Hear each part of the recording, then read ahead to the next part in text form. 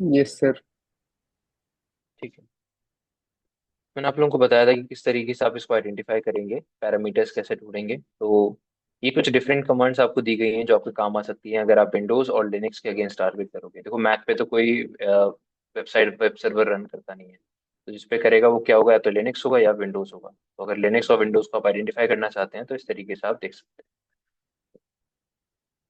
अब आता है आपके पास blind OS command injection vulnerabilities. तो ब्लाइंड कमांड इंजेक्शन वल्नरेबिलिटीज का कॉन्सेप्ट क्या होता है, मैंने आपको समझाया भी था इसको, कि जब आपने कोई कमांड रन करी और आपको कोई आउटपुट नजर आता ही नहीं है उस कमांड का, आपने कमांड रन कर दी बट कोई आउटपुट आपके सामने नहीं आया, तो उस तरीके की वल्नरेबिलिटी क्या होगी, ओएस हो सकती है, मतलब ऐसा जरूरी नहीं है कंफर्म, बट हो सकती है ब्लाइंड ओएस कमांड इंजेक्शन।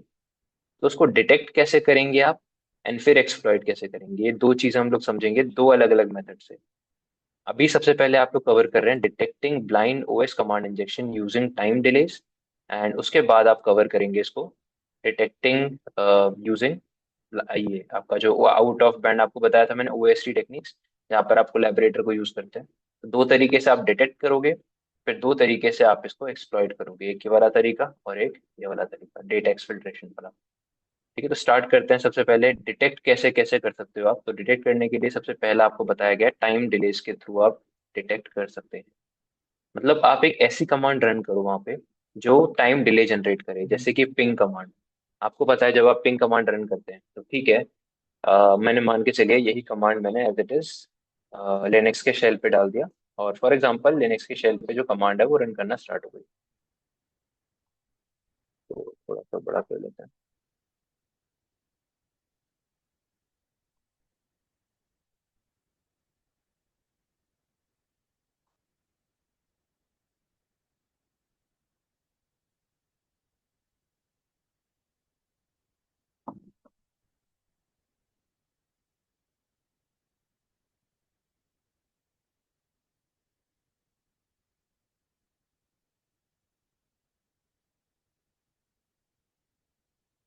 मान के चलिए मैंने एक पिंग कमांड रन करी, जो कॉपी कर रखी कमांड या तो वही पेस्ट कर देते हैं।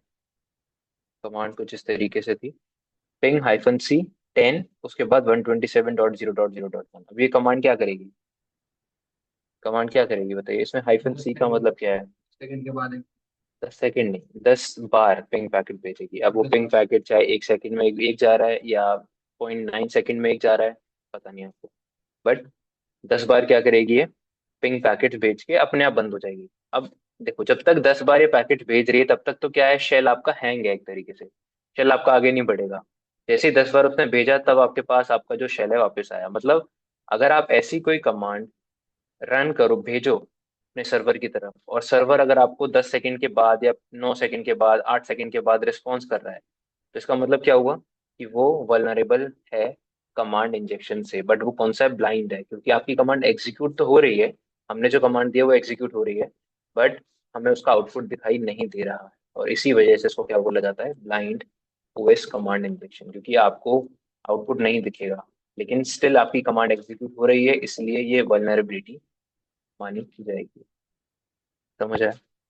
तो एक बार इसको, अच्छा इसके अलावा आप एक और चीज कर सकते हैं, जैसे मान के चलिए स्लीप कमांड आपने चला दी, आपने लिखा sleep 5, अब ये क्या करेगी, 5 सेकंड के बाद आपको रिस्पॉन्स देगी। 5 सेकंड तक ये जो कमांड है वो, मतलब आपको जो टर्मिनल है वो हो जाएगा, स्लीप पे चले जाएगा, और उसके बाद रिस्पॉन्स आएगा। तो दूसरा जो तरीका आपके पास है वो ये भी है, मतलब या तो पिंग करके देख लो, या ये कर लो, 10 सेकंड करोगे, 50 सेकंड, जो भी यहाँ लिखोगे वो सेकंड्स होंगे। ठीक है, आपने 5 लिखा तो 5 सेकंड, 10 लिखोगे तो 10। तो एक लैब आपको दिया हुआ है, इसको जल्दी से एक बार ट्राई करके देखिए आप लोग भी। आज इसको कंप्लीट करेंगे हम लोग, प्लान मतलब ओएस कमांड इंजेक्शन कंप्लीट होगा आपका आज। तो इसको साथ साथ ट्राई करते रहिए, सिंपल है बहुत, मतलब बहुत कुछ अलग चीज़ नहीं है। बट हाँ कॉन्सेप्ट नया है, ब्लाइंड के बारे में आप लोगों को नहीं पता था, तो आपको पता होना चाहिए कि ब्लाइंड वल्नरेबिलिटीज होती हैं और उनको आइडेंटिफाई कैसे किया जाता है। तो इस लैब को सॉल्व करने के लिए आपको 10 सेकेंड्स का डिले जनरेट करना है। कितने सेकंड्स का, 10 सेकंड्स का डिले। अब वो 10 सेकंड्स का डिले पिंग से हो जाए तो पिंग से कर दो, स्लीप से हो जाए तो स्लीप से कर दो। अदरवाइज आपके पास, अच्छा, और जो वल्नरेबिलिटी है वो है फीडबैक फंक्शन के अंदर। तो इस वेबसाइट पे कोई फीडबैक फंक्शन होगा, उसकी वल्नरेबिलिटी है जिसको आपको आइडेंटिफाई और एक्सप्लॉइट करना है। तो करिए ट्राई एक बार आप लोग उसको ओपन करके। बर्ब सूट ओपन कर लीजिए क्योंकि काली की जरूरत पड़ेगी आपको। तो जो काली लिनक्स है उसको ओपन रखिए आप अपने।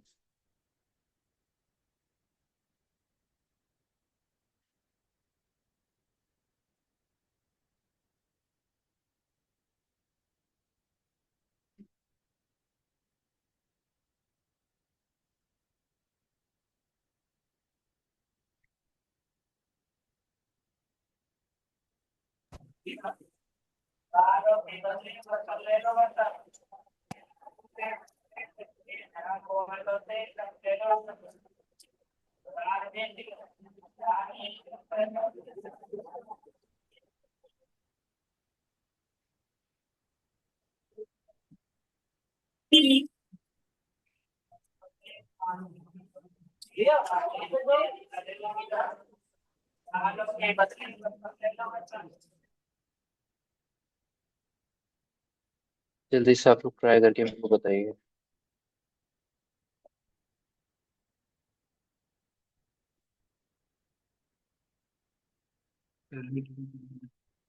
पैरामीटर बताओ कौन सा है आपको बताया गया। ईमेल फंक्शन है वल्नरेबल उसमें। तो ईमेल फंक्शनैलिटी आपको दी गई है। नहीं, ईमेल नहीं, क्या बोला सर, फीडबैक फंक्शनैलिटी। हाँ। तो फीडबैक फीडबैक की जो फंक्शनैलिटी है उसको जाने के लिए आपको ये लिंक ओपन करना पड़ेगा। तो इस लिंक को आप लोग वेबसूट पे ले आइए। तो इस पे आप देखोगे कि आपको कुछ फीडबैक टाइप का प्रोवाइड करना है, नेम, ईमेल एड्रेस, सब्जेक्ट और मैसेज के फॉर्म में। मतलब आपको एक फीडबैक देना है जहाँ पर ये चार चीजें आपको प्रोवाइड करनी है, नेम, ईमेल, सब्जेक्ट, मैसेज। अब इनमें से हो सकता है कोई पैरामीटर वल्नरेबल हो। आपको आइडेंटिफाई करना है कौन सा पैरामीटर होगा वल्नरेबल। थोड़ा अगर आप ध्यान से सोचो, इनमें से कौन सा ऐसा पैरामीटर होगा जो शायद से किया जाए, कमांड एल पे यूज किया जाएगा। ऐसा कौन सा पैरामीटर हो सकता है इसमें से। देखो, इनमें से जो पैरामीटर है वो कौन हो सकता है, ईमेल वाला। हमें जो मेल लिनक्स मशीन को या विंडोज मशीन को एक मेल, आप उसको कोई मेल दोगे वो उस पे उसको ईमेल कर सकता है। ठीक है। और इनको ईमेल एड्रेस की जरूरत पड़ेगी। तो जैसे ना यहाँ पे शायद आपको एक सा ओवरव्यू इस तरीके से देखिए। जैसे लिनक्स से आप मेल भेज सकते हो किस कमांड की मदद से। मेल, पहले आपको मेल सर्वर बनाना पड़ेगा तभी होगा, अदरवाइज नहीं। तो आप मेल कमांड यूज करोगे। आप -s में सब्जेक्ट डाल दोगे, फिर उसके बाद -a के बाद फ्रॉम में कहाँ से मेल भेज रहे हो, और फिर किस वेबसाइट की तरफ, और सॉरी किस ईमेल की तरफ आप मेल को भेज रहे हैं, डेस्टिनेशन का ईमेल एड्रेस। फ्रॉम, डेस्टिनेशन का ईमेल एड्रेस, ये चीजें आप डालकर दे सकते हैं। ठीक है। तो इसी तरीके का फंक्शनैलिटी अगर आपको बोला जाए कि अगर यहाँ पर ये वाली चीज, इस जगह पे आपका ईमेल एग्जीक्यूट हो रहा है, इस जगह पर आपका जो कमांड है यहाँ पर आप दे सकते हो तो एग्जीक्यूट करेगी, तो वो कौन सा पैरामीटर है इसमें से फिर वल्नरेबल होगा, ईमेल वाला। बाकी आप चारों ट्राई करिए, ठीक है। बस इनमें से ज्यादा चांसेस किसके हैं वल्नरेबल होने के, ईमेल वाले के। तो अभी आप क्या करोगे, इस पे कुछ भी रैंडम वैल्यू सबमिट कर दो। जैसे मैंने डाल दिया टेस्ट 1, टेस्ट 2 @apc, कुछ भी डाल दीजिए वैल्यूज, टेस्ट 3 एंड टेस्ट 4। इसके साथ आप करिए, सबमिट करेंगे तो ये सारी चीजें कहाँ चली जाएंगी, वर्ब स्वीट पे। जाइए चेक करिए कौन सी रिक्वेस्ट थी जिसमें आपने वर्ब स्वीट के अंदर ये सारी रिक्वेस्ट को देखने के लिए मिल रहा है। आपको आपको नेम दिख रहा है, ईमेल दिख रहा है, सब्जेक्ट दिख रहा है एंड मैसेज दिख रहा है। चारों चीजें आपको यहाँ पर दिखाई जा रही है। तो अब आप क्या करेंगे, इस रिक्वेस्ट को सेंड करेंगे रिपीटर पर, और रिपीटर पर जाकर इसको आप एनालाइज करिए। तो करिए, अब आपका काम और आसान हो गया। आप ट्राई करिए इसको, ईमेल वाले को टेस्ट करिए, और वही चीज़ें जो मैंने आपको अलग अलग ऑपरेटर्स बताए थे उनके थ्रू आइडेंटिफाई आइडेंटिफाई करने का ट्राई करिए, कौन सा ऑपरेटर लगेगा और किस तरीके से वो आइडेंटिफाई करोगे।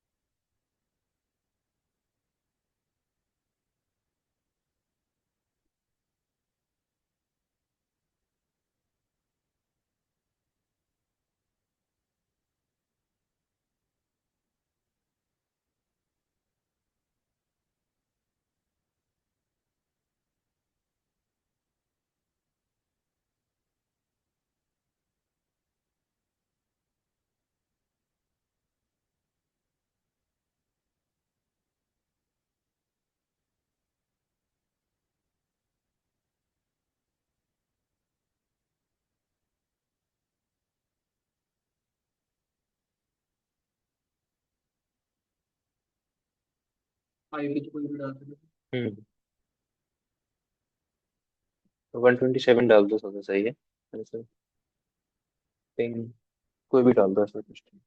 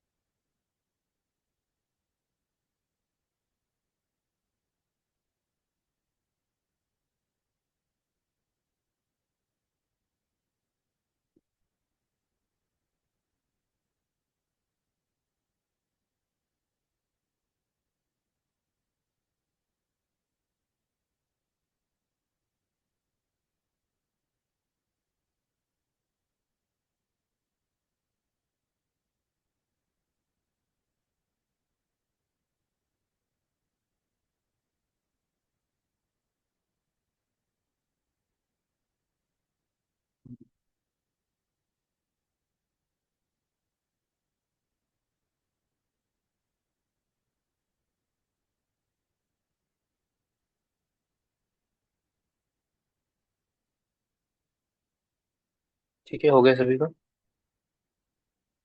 तो क्या किया आप लोगों ने, बताइए ईमेल वाले पैरामीटर पे। ठीक है। पिंग हाइफन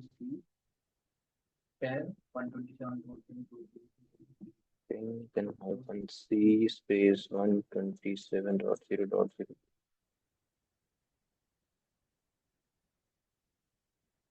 के बाद 5, 2 बार डबल 5 लगाया आपने।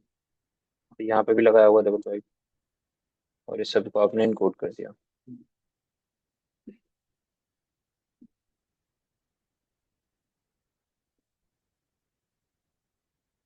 हम्म।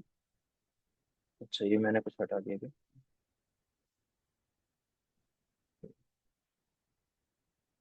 नहीं, रिस्पॉन्स तो तुरंत आया है। अच्छा, हाइफन सी के बाद 10 भी नहीं लिखा ना मैंने। 10 लिखा।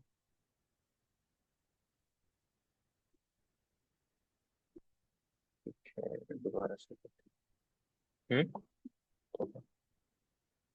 तो इससे वर्क कर रहा है आप लोगों का। गुड, सही है वाला। ये चीज आप स्लीप के साथ भी ट्राई करके देख लो एक बार। इसमें आपका 9 का आया है, तो शायद लैब सॉल्व नहीं हुआ होगा। हो गया, चलो ठीक है। तो इससे आपका हो गया लैब, लेकिन आपका एग्जैक्ट 10 सेकंड्स का नहीं आया। तो अगर एग्जैक्ट 10 सेकंड्स का चाहिए तो आप क्या लिखेंगे यहाँ पे? ये पिंग कमांड की जगह आप लिख सकते हो स्लीप कमांड। तो स्लीप स्पेस 10 और स्पेस को आप एनकोड कर दो। एंड इससे आप ट्राई करके देखेंगे तो आपको एग्जैक्ट कुछ ना कुछ 10,200 समथिंग आपको रिस्पॉन्स मिलना चाहिए। तो उसका मतलब है कि हाँ, एग्जैक्ट 10 सेकेंड्स का यहाँ पर डिले आएगा। ठीक है। यहाँ पे आपको दिख रहा है 10,248 मिली सेकेंड। तो स्लीप कमांड भी आप यूज कर सकते हो, पिंग कमांड भी आप यूज कर सकते हो। तो इससे पता चल रहा है कि हमारी दी हुई कमांड इस पैरामीटर पर जो हम कमांड देंगे वो एग्जीक्यूट की जा रही है। ठीक है। उसका रिस्पॉन्स नहीं दिखेगा, कहीं पे कुछ दिखाएगा नहीं कि क्या आया क्या नहीं आया, कुछ भी नहीं दिखेगा, बट हाँ, कमांड एग्जीक्यूट हो रही है ये पता चलेगा। अब इसमें तो आपने सिर्फ पता किया है कि कमांड एग्जीक्यूट हो रही है या नहीं हो रही है। नेक्स्ट में आपको एक्सप्लॉइट करना है इस चीज को।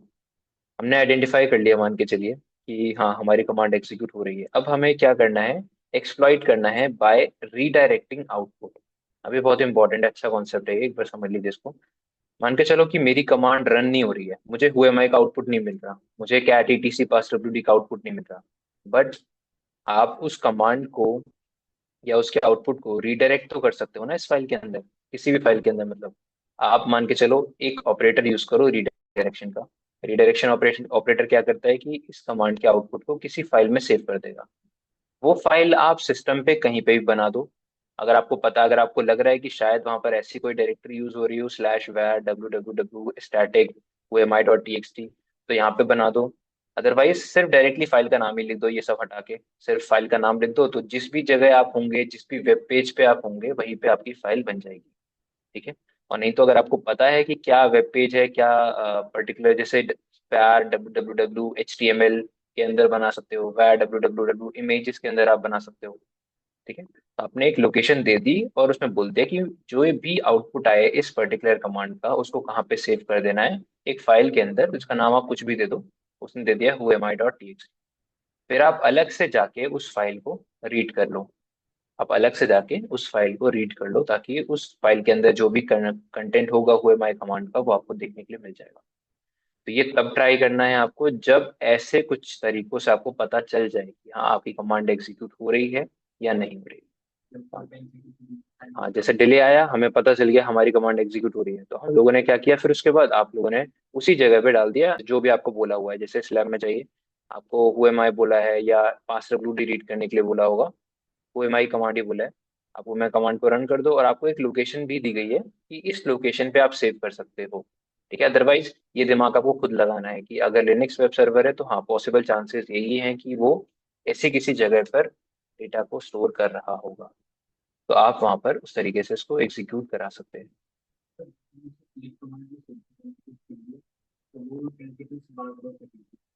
ठीक है। हाँ, उस समय क्या होगा कि आपको रिस्पॉन्स तुरंत आ जाएगा, यहाँ 10,000 नहीं लिखा है नीचे, 10,000 की जगह मतलब तुरंत 200 कुछ मिली सेकेंड्स में आपके पास रिस्पॉन्स आ जाएगा, तो मतलब वेबसाइट वल्नरेबल नहीं है, या वो पैरामीटर वल्नरेबल नहीं है। ठीक है। तो इस वाले को ट्राई करके देखिए, जो नया लैब आप लोगों को दिया है मैंने, इसको एक बार पुराना वाला सारा हटा दीजिए यहाँ से, और ये जो लैब है इसको एक बार ट्राई करके देखिए। इसमें आपको whoami कमांड के आउटपुट को रीडायरेक्ट करना है, बाहर रिट्रीव करना है।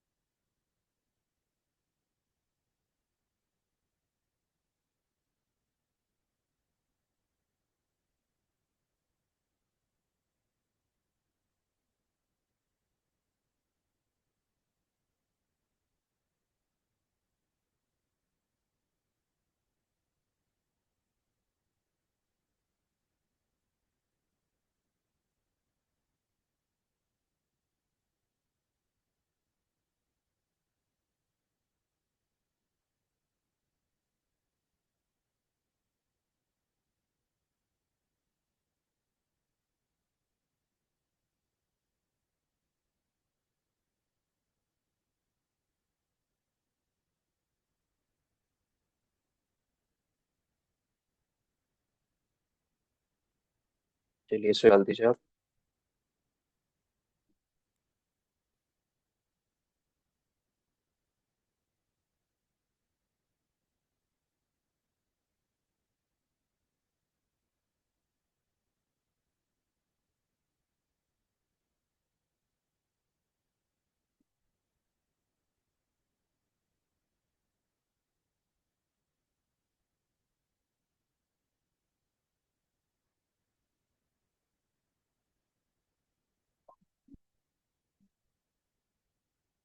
चलिए, सो यहाँ पर आप कंफर्म करने के लिए पहले तो जो स्लीप कमांड का यूज कर लीजिए। स्लीप 5 लिख दिया आपने, और वही आपने एज इट इज सारी चीज़ों को इनकोड कर दीजिए।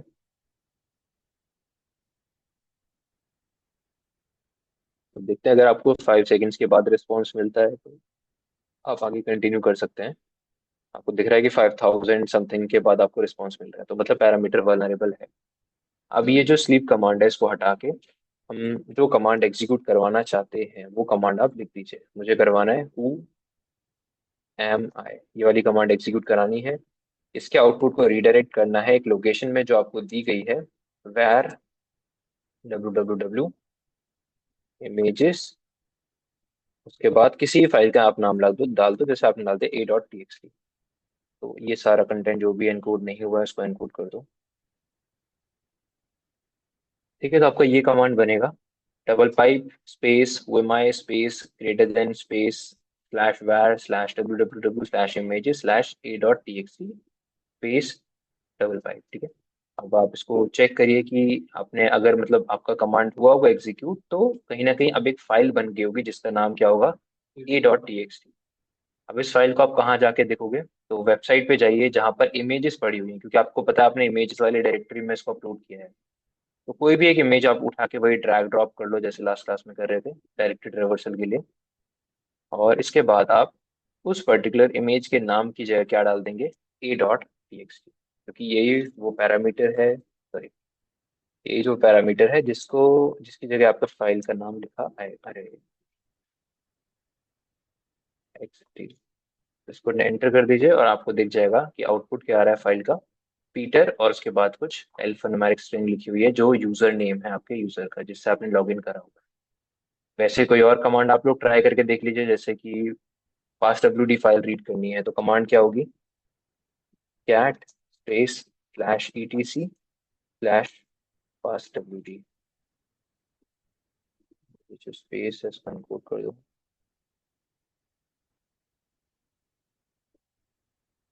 सेंड करिए इसको। तो अगेन अब इस बार क्या होगा, a.txt के अंदर क्या लिख किया होगा, फास्ट डब्ल्यूडी फाइल का आउटपुट। तो जाके चेक कर लीजिए, दोबारा इस पेज को रिफ्रेश करिए, आपको फास्ट डब्ल्यूडी फाइल का आउटपुट यहाँ पर देखने के लिए मिल रहा है। यहाँ से भी आपको यूजर नेम मिल जाएगा। वैसे आपको whoami कमांड ही एग्जीक्यूट करनी है सॉल्व करने के लिए, तो whoami कमांड ही रन करिए।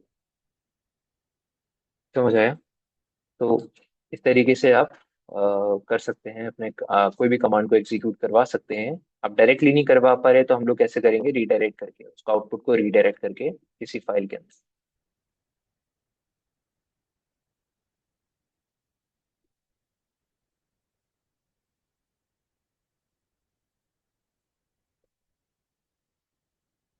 हो गया सभी का यहाँ तक? Hello sir. अगर नहीं दिखा रहा है तो व्यू सोर्स कर दो, वैसे तो दिखा देगा। अगर नहीं दिखा रहा है तो फिर आप कोई व्यू सोर्स लगा दो। किस बिना बताइए। सर अगर विंडो है तो फिर तो हमें पता ही नहीं चलेगा, जैसे स्लीप कमांड कैट कमांड ये तो चलती नहीं सर, फिर हम कैसे आउटपुट को, या हम हम आप वहां पर विंडोज टाइम वाली डिले। नहीं नहीं, आप विंडोज वाली कमांड देखो, पिंग कमांड तो हर जगह चलती है ना। हाँ पिंग और वाली तो स्लीप का भी चलती है। कोई ना कोई ऑल्टरनेटिव आपको मिलेगा। आपके पास पूरा इंटरनेट है, ऐसा थोड़ी कि आप एग्जाम दे रहे हो बैठे। आपके हाँ पास वो पूरा तो। इंटरनेट है, आप कहीं आप ढूंढिए ऑल्टरनेटिव्स, और मुझे मुझे खुद बताइए कि हाँ सर ये वाली कमांड होती है, इससे विंडोज में पता चल जाएगा। पिंग तो कमांड है ही, हल्का सा भी डिले आएगा तो आप पिंग को 20 सेकेंड, 20 पिंग्स तक रन कर दो, 20 एको रिक्वेस्ट तक रन कर लो उसको, तो ज्यादा डिले आ जाएगा। 15 तक कर लो, 10 तक कर लो, है ना। तो पिंग से भी डिले पता चलेगा आपको। कैट कमांड नहीं है तो विंडोज में टाइप कमांड यूज होती है, वो यूज कर लो फाइल्स को रीड करने के लिए। कमांड तो आपको ओके ऑपरेटिंग ओके। सिस्टम के अकॉर्डिंग चूज करनी पड़ेगी। हम्म। ठीक है, अगर आपको यहाँ पर आउटपुट ये लिनक्स की कमांड से नहीं मिल रहा है तो आपके दिमाग में आ जाना चाहिए कि शायद ये विंडोज हो, तो विंडोज की राइट कमांड ट्राई विंडो। करके देखिए। यस यस ठीक ओके है। सर। ठीक है, अब हम लोग बात करते हैं आउट ऑफ बैंड। आप लोगों ने उसके अंदर क्या बोलते हैं, सीक्वल इंजेक्शन के अंदर भी आउट ऑफ बैंड के बारे में सुना था। OAST मतलब out of band application security testing. ये टेक्निक्स के बारे में हम लोगों ने पढ़ा था। यहाँ पर हमने किसका यूज करा था, कोलैबोरेटर का। एक ऐसा डोमेन नेम जो कौन कंट्रोल कर रहा है, अटैकर कंट्रोल कर रहा है, तो हमारे पास वो क्या होता है, कोलैबोरेटर। तो वही आप वर्क कोलैबोरेटर का यहाँ पर यूज करोगे, और किसकी मदद से आप कंफर्म करोगे कि रिक्वेस्ट आ रही है? DNS lookup. अगर आपके डोमेन आपके अगर आपके डोमेन पर कोई रिक्वेस्ट आएगी, ट्विटर पे दिखा देगा। और रिक्वेस्ट आएगी तो रेफरेंसेस है कि वो कहाँ से आई होगी, सर्वर की तरफ से आई होगी, और मतलब एग्जीक्यूट हुई है। तो यहाँ पर आप कोई ऐसी कमांड यूज करिएगा जो किसके साथ करती है? डोमेन के साथ। जैसे आपको दो कमांड्स पता है, जैसे एक एनएस लुकअप हो गया और एक पिंग। ये दोनों कमांड्स की एक खासियत है, दोनों कमांड पहली बात तो डोमेन के साथ काम करती है। डोमेन मतलब कोई भी आप google.com या कुछ भी अटैकर का डोमेन.com आप दे सकते हो यहाँ पे। दूसरी चीज, दोनों कमांड प्लेटफॉर्म इंडिपेंडेंट होती है। यही कमांड लिनक्स पे भी वर्क करेगी एज इट इज, और यही command as it is Windows पे भी वर्क करेगी।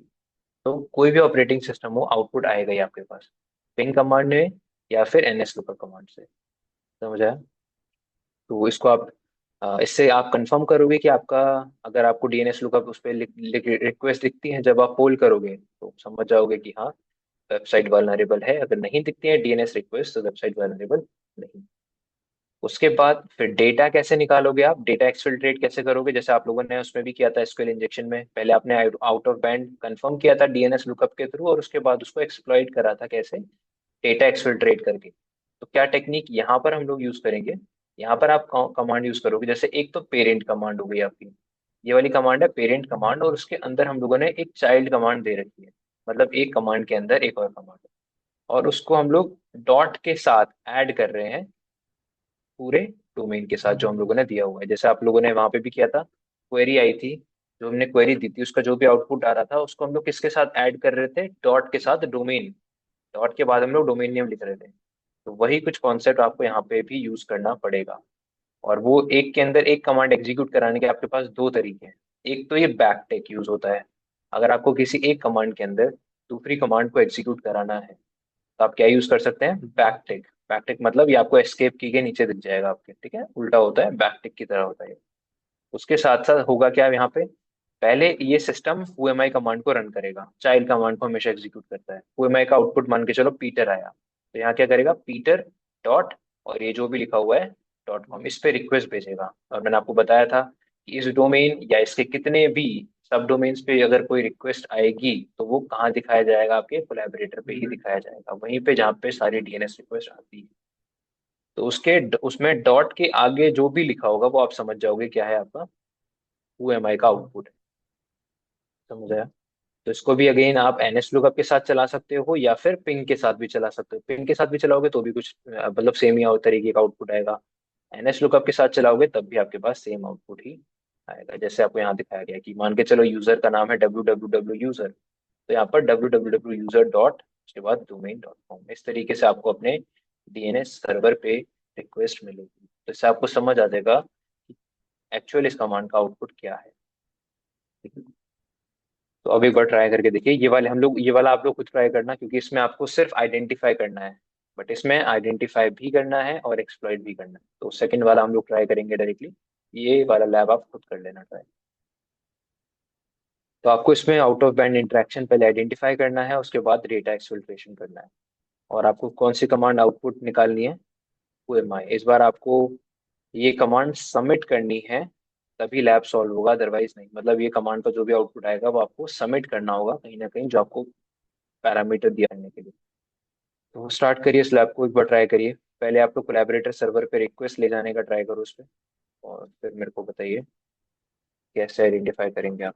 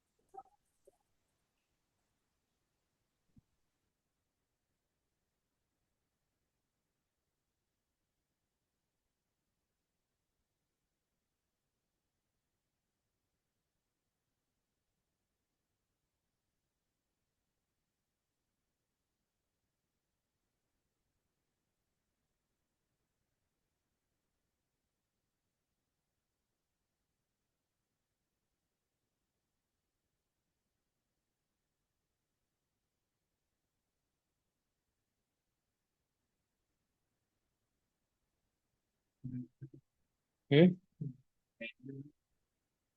खाली। दोबारा स्टार्ट कर लो, कोई नहीं।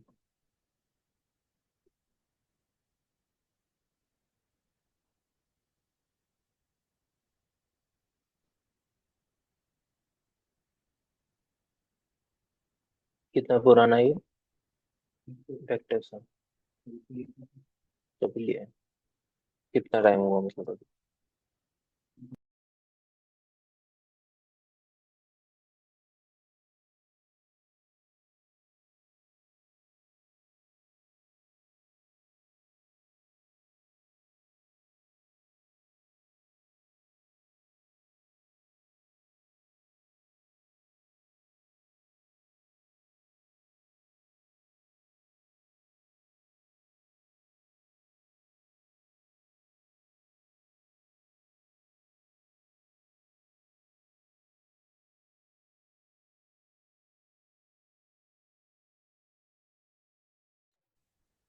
चलिए, तो कैसे किया आप लोगों ने?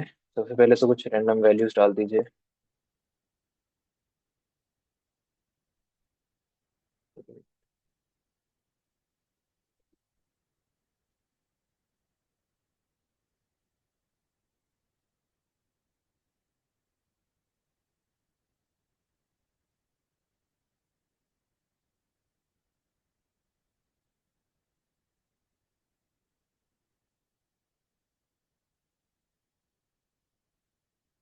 तो यहाँ पर आप पहले कंफर्म कर लीजिए कि वल्नरेबल है या नहीं है। तो आप इस बार out of band request generate करके चेक करिए। तो उसके लिए आपको क्या ओपन करना पड़ेगा, पब कोलैबोरेटर, और एक डोमेन नेम यहाँ से कॉपी कर लीजिए। उसके बाद यहाँ पर आके ईमेल पैरामीटर पे आप कौन सी कमांड यूज करेंगे?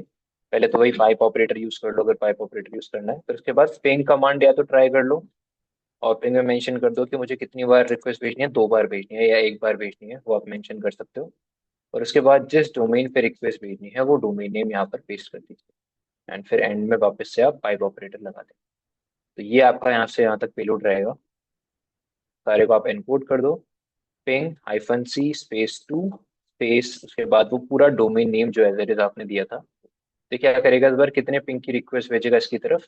तो और वो सारी रिक्वेस्ट, अगर ये वनरेबल हुआ पैरामीटर, सारी चीजें सही हुई, तो वो दोनों रिक्वेस्ट आपके कहाँ पर आ जाएंगी? कोलैबोरेटर पर आना चाहिए। तो जैसे आप पोल नाउ करोगे, आपको दिख रहा है यहाँ पर आपके पास कुछ रिक्वेस्ट आई है डीएनएस। अब इस रिक्वेस्ट में आप देखोगे तो आपको अभी तो यही डोमेन दिखेगा, क्योंकि आपने कुछ और नहीं डाला इसके आगे। ठीक है। बट अब हमने आइडेंटिफाई कर लिया, वही चीज आप एनएस लुकअप से भी कर सकते हो। मैं ये सारी चीजें यहाँ से हटा दूँ, पिंग वाला जो भी चीजें थी हटा दी मैंने। आपने लिख दिया यहाँ पर एनएस लुकअप, और उसके बाद डायरेक्टली आप क्या डाल दोगे, वो डोमेन जिस पे आपको रिक्वेस्ट भेजनी है। सेंड करिए इसको। दोबारा कोलैबोरेटर पे जाइए, अभी 4 रिक्वेस्ट हैं आपके पास अवेलेबल यहाँ पर, तो पुल नाउ करिए। आपके पास कुछ और रिक्वेस्ट देखते हैं आ रही है नहीं आ रही है। नहीं, कोई और रिक्वेस्ट यहाँ पर आपके पास नहीं आई है। कोई गड़बड़ करी क्या हम लोगों ने? Space N S lookup space और डोमेन। नहीं नहीं, अभी मैं कंफर्म ही कर रहा हूँ बस कि वल्नरेबल मतलब ये पैरामीटर वल्नरेबल है या नहीं, और तो कुछ नहीं करना। सारी चीज सही है, सेंड करिए एक बार, और वापस से जाकर कोलैबोरेटर पे एक बार पोल नाउ पे क्लिक करिए। आपको कुछ और एडिशनल रिक्वेस्ट देखने के लिए मिल रही हैं, एक ये रही और एक ये रही। तो अब इससे ये पता चल रहा है कि हाँ, हमारे डोमेन पर रिक्वेस्ट आ रही है। ठीक है, यहाँ तक समझ आया? अब ये तो हमें कंफर्म हो गया कि रिक्वेस्ट आ रही है डोमेन पे। अब हमें इसकी वल्नरेबिलिटी निकालनी है। तो इसका जो फाइनल पेलोड बनेगा वो कुछ इस तरीके से होगा। अब उसके दो तरीके हैं करने के। आप वही सब यहाँ लिख लो, डबल पाइप ऑपरेटर, फिर आपने NS लुकअप लिखा फॉर एग्जांपल, या पिंग लिखा, कुछ भी लिख लीजिए। अब दो तरीके हैं यहाँ पे करने के इस चीज को।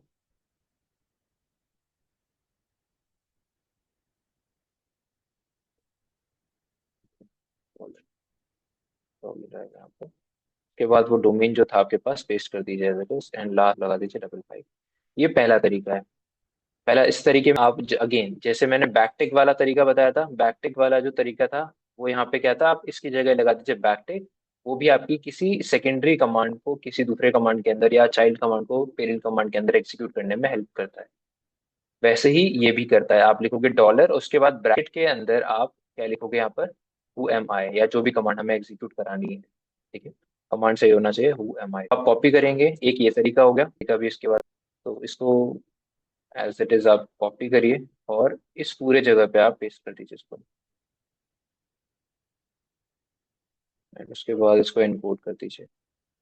तो एक तरीका आपके पास ये है, ठीक है, एक बार चेक कर दें। सेंड करिए, कोलैबोरेटर पे जाइए, पोल नाउ करिए।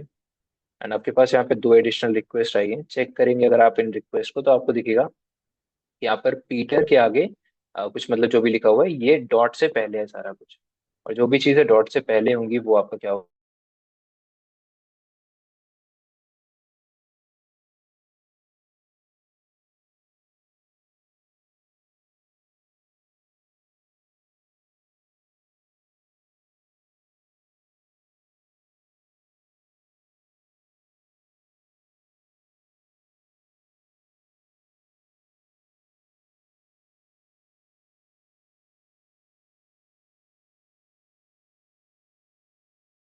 ठीक है, तो आप लोगों को यहाँ पर आउटपुट देखने के लिए मिल गया है पहले वाले तरीके से। अब दूसरा तरीका क्या है, यहाँ पर इसी सेम चीज में आप ये सब कुछ हटा के क्या लगा दीजिए, बैकटिक। बैकटिक आपको एस्केप की के नीचे दिखाई देगा।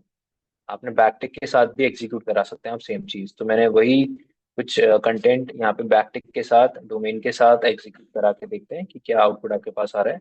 सेंड करिए आप इसको। दोबारा आप जाइए कोलैबोरेटर पे, और पोल नाउ पे क्लिक करिए, एंड चेक करेंगे, आपको एक और रिक्वेस्ट देखने के लिए मिल रही है, उसमें भी आउटपुट क्या मिलेगा, सेम ही आउटपुट मिलेगा। ठीक है, तो यहाँ से लेकर यहाँ तक जो भी कंटेंट लिखा हुआ है इसको कॉपी करके आपको पेस्ट करना पड़ेगा। कहाँ पर, आपको सबमिट सॉल्यूशन का बटन दिया होगा यहाँ पे लैब पे, तो उस पे जाके आप इसको पेस्ट कर दीजिए, ताकि आपका जो ये लैब है वो सॉल्व हो जाएगा, अगर यूजर नेम सही होगा तो। कोलैबोरेटर पे आउट ऑफ बैंड रिक्वेस्ट के लिए जाना पड़ता है हमें, क्योंकि आपके पास खुद का कोई DNS सर्वर नहीं है। हमारे पास हमारा DNS सर्वर नहीं होता है, इसलिए हम इसका यूज करते हैं कोलैबोरेटर का। बिल्कुल, जब भी आप आउट ऑफ बैंड यूज करोगे, मैंने SQL के टाइम पे ही बताया था, अभी आपने कमांड इंजेक्शन में भी पढ़ा, और आगे जाके आप SSRF में भी पढ़ोगे उसको। तो ये जब भी आउट ऑफ बैंड का कॉन्सेप्ट आएगा, आपको कोलैबोरेटर यूज करना है। और ये सिर्फ प्रोफेशनल में अवेलेबल है, बर्कसू प्रोफेशनल, कम्युनिटी में नहीं होगा। तो जो आप लोगों को प्रोफेशनल करवाया हुआ है सेटअप, उसी में आपको मिलेगा, ये कम्युनिटी में नहीं मिलेगा। समझ आ गया सभी को? तो सिंपल कॉन्सेप्ट है आप लोगों को। इससे ना थोड़ा आपका माइंड वो होगा, माइंड तेज होगा कि हाँ, अगर आपको कभी भी आउट ऑफ बैंड ढूंढना है या कमांड इंजेक्शन ढूंढना है, तो ब्लाइंड भी हो सकता है वो। ब्लाइंड होगा अगर, तो आपको ये दो तरीके हैं आइडेंटिफाई करने के लिए। एक बार टाइम डिले के थ्रू कर लो, उसके बाद उसको रिडायरेक्ट कर दो। अदरवाइज आप आउट ऑफ बैंड के थ्रू करो, और उसको भी आप डेटा को एक्सफिल्ट्रेट कर लो यूजिंग DNS लुकअप। ठीक है, समझ आ गया? इसके बाद आपको अलग अलग वही ऑपरेटर्स दिए हुए हैं, यहाँ पर आपका लैब कंप्लीट हो जाएगा। ठीक है, तो ये सारे कॉन्सेप्ट्स लिख लेना ध्यान से आप लोग, जो जो चीज़ें मैंने आपको बताई है कमांड इंजेक्शन के। तो ये दो वल्नरेबिलिटीज छोटी थी, इसलिए मैंने इसको कंप्लीट करा दी, ताकि आप लोगों को ये इजी भी थी करना, इनको कोई ज़्यादा टफ नहीं था, डायरेक्टेड रिवर्सल और कमांड इंजेक्शन। अब अगेन एक बड़े टॉपिक की तरफ चलते हैं। अच्छा, उससे पहले इंफॉर्मेशन डिस्क्लोजर, ये मैं ये यहाँ पर नहीं कराऊंगा, तो आप लोग खुद कर लेना इसको। ठीक है, एक इंफॉर्मेशन डिस्क्लोजर और एक बिजनेस लॉजिक वल्नरेबिलिटीज, बहुत सिंपल है, बहुत ही ज़्यादा सिंपल है। आप लोग इसका कंटेंट रीड करोगे इन दोनों का, आप लोग आराम से इसको सॉल्व कर लेना। कोई डाउट आए तो मेरे से पूछ लेना जब कर रहे हो। तो इसको टाइम लेके, जब भी आपको टाइम मिले, सैटरडे आए आपके पास, तो आप बिजनेस लॉजिक वल्नरेबिलिटीज और इन्फॉर्मेशन, पहले इन्फॉर्मेशन डिस्क्लोजर कर लेना, उसके बाद फिर बिजनेस लॉजिक वल्नरेबिलिटीज आप लोग करेंगे। ठीक है, ये दोनों आप लोग करते रहिए। इसमें न्यू लैब्स ऐड जो भी ऐड होती रहती हैं, तो यहाँ पे दिखा देता है, जैसा भी इस वाले सेक्शन के अंदर कोई नई लैब आई होगी, इसमें भी आपको दिख रही है, तो ऐसे आपको दिखा देगा कि नई नई लैब्स कौन से ऐड हुई है। तो कर लेना, बहुत सिंपल है। क्या क्या? नहीं नहीं, इसके अंदर लैब ऐड हुई है। जैसे पहले इसमें 5 या 6 लैब्स थी, अब बढ़ गई हैं। उसमें से नई लैब कुछ ऐड हुई होगी इसके अंदर। ये कॉन्सेप्ट पहले से था यहाँ पे, बट इसके अंदर लैब्स नहीं थी। तो अब बढ़ गई होंगी, 3-4 लैब कुछ बढ़ाई होंगे उन लोगों ने। चलिए, अब जो हमारा नेक्स्ट क्लास में हम लोग जिस वनएबिलिटी को पढ़ेंगे उसका नाम है ऑथेंटिकेशन, और बहुत ही इंपॉर्टेंट है। आप लोगों ने ब्रोकन ऑथेंटिकेशन सुना होगा, तो ब्रोकन ऑथेंटिकेशन यही वनएबिलिटी है। तो इसके बारे में हम लोग कवर करेंगे नेक्स्ट क्लास में। बट अभी इसका एक कॉन्सेप्ट समझ लो आप लोग। ऑथेंटिकेशन आप लोगों को पता है क्या होता है? ब्रोकन ऑथेंटिकेशन में आप क्या करोगे? ऑथेंटिकेशन फंक्शनैलिटी को टारगेट करोगे। और ऑथेंटिकेशन का मतलब क्या होता है? जहाँ पर यूजर की आइडेंटिटी वेरीफाई की जाती है यूजिंग पासवर्ड, ओटीपी, या आप फॉरगेट, मतलब इसमें सारी चीज आ जाएंगी। इसमें इसमें हम लोग जो जो चीजें टारगेट करेंगे वो इन 3 कैटेगरी के अंदर होगी। पहला, सिंपल पासवर्ड बेस्ड लॉगिन, जहाँ पर आपको यूजर नेम पासवर्ड पैरामीटर्स को टारगेट करना होगा। सेकंड में, जब आप यूजर नेम पासवर्ड को टारगेट मान के चलिए कर लोगे, तो कुछ वेबसाइट्स पे क्या लगा होता है? एमएफए लगा होता है। तो एमएफए को कैसे टारगेट आप कर सकते हैं वो भी यहाँ पर आपको बताया जाएगा। ओटीपी बाईपास, ओटीपी वाला ही होता है आपका मल्टी फैक्टर ऑथेंटिकेशन। तो वो ओटीपी आप कैसे यहाँ पर आइडेंटिफाई करके बाईपास कर सकते हो, वो चीज़ यहाँ पे दे रखी है। एंड थर्ड जो फंक्शनैलिटी है वो है अदर ऑथेंटिकेशन मैकेनिज्म, जहाँ पर आप अलग अलग फंक्शनैलिटी टारगेट करोगे। जैसे आपने देखा होगा, फॉरगेट पासवर्ड की फंक्शनैलिटी होती है, आपके पास होता है ना, जब आप लॉगिन कर रहे होते हो तो नीचे बटन आता है फॉरगेट पासवर्ड, उसको भी टारगेट किया जाता है। प्लस आपने देखा होगा रिमेम्बर मी या स्टे लॉग्ड इन करके लिखा आता है। जब भी आप किसी जगह लॉग इन करते हो तो वो पूछता है आपसे, सेव सेव नहीं करते, वो कुकीज आपको देता है बेसिकली उसके रिटर्न में। तो बेसिकली आपको भूलता नहीं है आपका ब्राउजर।